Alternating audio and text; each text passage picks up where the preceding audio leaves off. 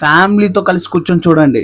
ఫ్యామిలీతో కలిసి కూర్చొని చూస్తే పెద్దవాళ్ళు చేసే తప్పులు వాళ్ళకి తెలుస్తాయి, పిల్లలు చేసే తప్పులు వాళ్ళకి తెలుస్తాయి, మదర్స్ చేసే తప్పులు వాళ్ళకి తెలుస్తాయి, సిస్టర్స్ చేసే తప్పులు వాళ్ళకి తెలుస్తాయి, ఎదురింటి వాళ్ళు చేసే తప్పులు వాళ్ళకి తెలుస్తాయి. ఒక మెసేజ్ ఉంది గాయ్స్ మూవీలో. హాయ్ హలో ఫిలిం లవర్స్, ఈరోజు మన టాపిక్ ఏంటంటే, మీరు తమ్నైన్లో చూసినట్టే ఇంత మంచి సినిమాని చూస్తానని లైఫ్లో కూడా అనుకోలేదు. మీరు హర్రర్ లవర్సా, లేకపోతే సైన్స్ ఫిక్షన్ ఇష్టపడతారా, లేకపోతే ఫ్యామిలీ ఎంటర్టైనర్ చూస్తారా, యాక్షన్ చూస్తారా, మైథలాజికల్ చూస్తారా, మీరు ఏ మూవీ జోనర్ లవర్స్ అయినా కూడా ఈ మూవీని 100% మీరు ఇష్టపడతారు, నాది గ్యారంటీ. మూవీ విషయానికి వస్తే చాలా సింపుల్ స్టోరీ భయ్యా. అసలుకి స్టోరీ కూడా ఉండదేమో అనిపిస్తుంది సినిమా చూస్తున్నంతసేపు.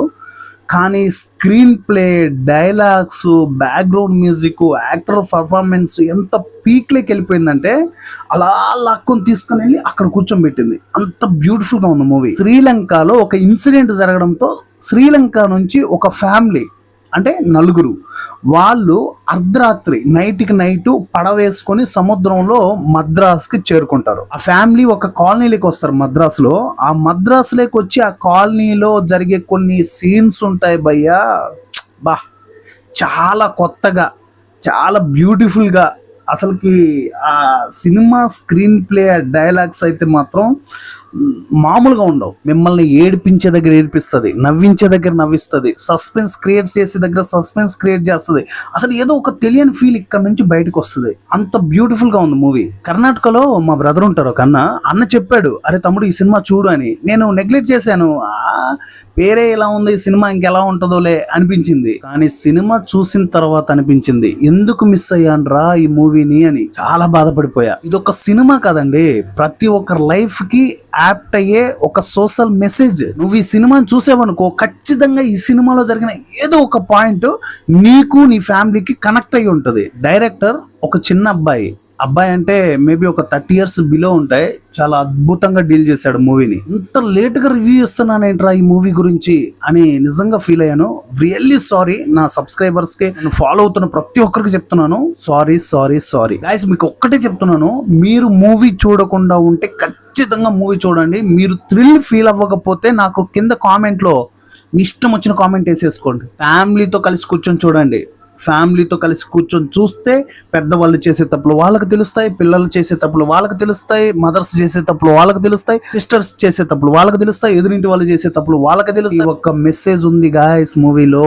ఆ మెసేజెస్ కూడా ఫ్యూ సెకండ్స్ కూడా బోర్ కొట్టకుండా స్క్రీన్ ప్లేలో తీసుకెళ్లిపోతుంది.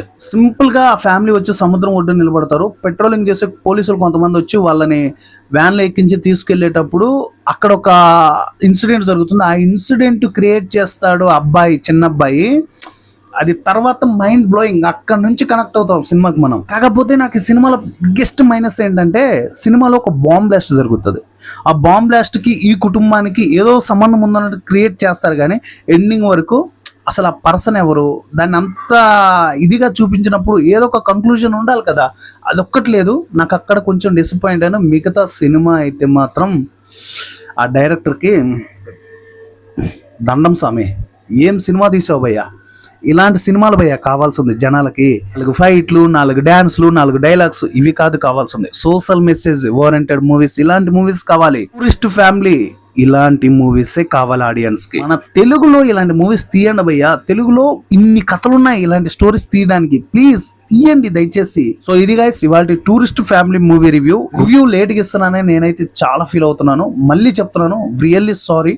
మీ ఫ్యామిలీతో కలిసి కూర్చొని చూడండి. మూవీ మీకు నచ్చకపోతే ఏం మూవీ సజెషన్ చేసావరా వేస్ట్ గా అని కింద కామెంట్ చేయండి. ఇలాంటి మరిన్ని మూవీ రివ్యూస్ కోసం అండ్ డిస్కషన్స్ కోసం తప్పకుండా మన ఛానల్ ని సబ్స్క్రైబ్ చేసుకొని ఫాలో అయిపోండి.